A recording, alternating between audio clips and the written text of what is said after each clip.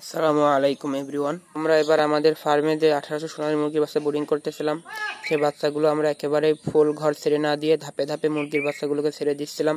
তো বাচ্চাগুলো বোর্ডিং করার অনেক ঝামেলা থাকে, সেই একবারে মুরগিগুলো ছেড়ে দিলে পারে অনেক সমস্যার সম্মুখীন হতে হয়। সেই কারণে আমরা একেবারে মুরগিগুলোকে ছেড়ে না দিয়ে ধাপে ধাপে মুরগির বাচ্চাগুলোকে ছড়িয়ে দিচ্ছিলাম। তো একবারে সমস্ত মুরগি সমস্ত ফার্মে ছেড়ে দিলে পারে এগুলো ঠান্ডাজনিত রোগের অনেক আক্রান্ত হওয়ার সম্ভাবনা থাকে ও মুরগিগুলো গ্রোথে অনেক সমস্যা হয়। সে কারণে আস্তে আস্তে মুরগিগুলোকে আমরা ছাড়তেছিলাম। তো এখন মুরগি যেহেতু পর্যাপ্ত পরিমাণে বড় হয়ে গেছে, সে কারণে এখন আমরা পরবর্তীতে আমাদের যে জায়গাটুক আছে সেই জায়গাটাতেও আমরা সমস্ত মুরগি ছেড়ে দেব। তো আমরা সেই প্রস্তুতি নিচ্ছি। তো সমস্ত মুরগির ঘরে আমরা ভালোভাবে পরিষ্কার করে নিয়েছিলাম। তো এই পাঁচটাতে মুরগি না দেওয়ার কারণে অনেক দিন ধরেই যেই সাইডে যেই নোংরাগুলো ছিল সেগুলো আমরা জড়ো করে রেখেছিলাম। তো এখন এই ঘরটা খুব ভালোভাবে পরিষ্কার করে নিয়ে আমাদের যে ব্যারিকেডটা দিয়ে আমরা মুরগিকে আটকে রেখেছিলাম সেই ব্যারিকেডটা খুলে তামার মুরগি একখানে করে দিব ইনশাআল্লাহ। তো এই ব্যারিকেডটা আমরা খুলে ভালোভাবে ব্যারিকেডটা গুছিয়ে আমরা আমাদের সাইড করে রাখবো। পরবর্তীতে মুরগি বোর্ডিং করলে পারে এটা খুবই কাজে লাগবে। তো এটা আমাদের এবারটা খুবই কাজে দিয়েছে।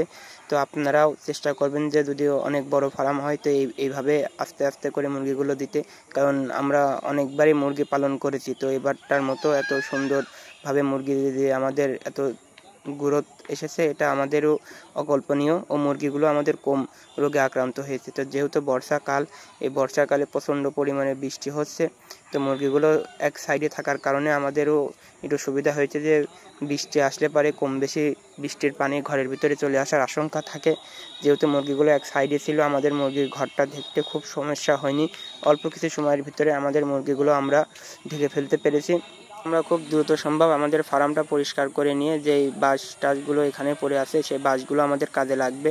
তো মুরগি এবার যেহেতু আমরা একটু পর্যাপ্ত পরিমাণে বেশি তুলেছি, এই বাঁশগুলো আমাদের ফার্মের ভিতরে কাজে লাগবে। কারণ এই চারিপাশে যে খুঁটিগুলো দেখতে পাচ্ছেন, এই খুঁটিগুলোর সাথে এই বাঁশগুলো বেঁধে দেবো যাতে করে মুরগির বাচ্চাগুলো এই বাঁশের উপরেই থাকতে পারে। এখন আমরা আমাদের ফার্মের এই পাশটাতে যে খাবার পানির পাত্রের ব্যবস্থা করেছি, তো আমাদের পাত্রগুলো অনেক দিন ধরেই যে পাশে ঝুলে রেখেছিলাম সে কারণে অনেক ময়লা হয়ে গেছে।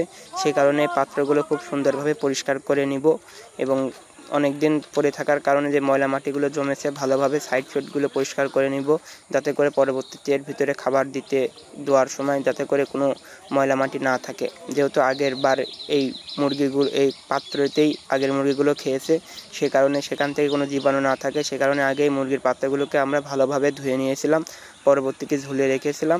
তো এখন পরিষ্কার করে নিয়ে প্রত্যেকটা খাবারের পাত্রতেই সুন্দরভাবে এগুলো বসিয়ে দিব।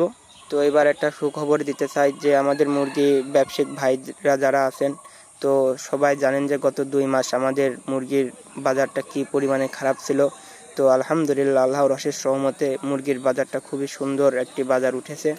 তো এখন আমাদের মুরগি পাইকারি বাজারে 280, 75, 70 এরকম বাজার যাচ্ছে মুরগিগুলোর জাত ভেদে। তো আপনারা সবাই দোয়া করেন যাতে করে আমরা এবার আমাদের মুরগিগুলো যাতে ভালোভাবে বেচতে পারি। তো আপনাদের সাথে দেখা হবে আবার নতুন কোনো ভিডিও নিয়ে। ততদিন ভালো থাকেন, সুস্থ থাকেন আর আমার জন্য দোয়া করেন। এই ভিডিওটি ভালো লাগলে লাইক, কমেন্ট, শেয়ার করতে পারেন।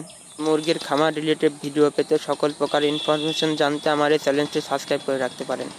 আসসালামু আলাইকুম ওয়া রাহমাতুল্লাহি ওয়া বারাকাতুহু।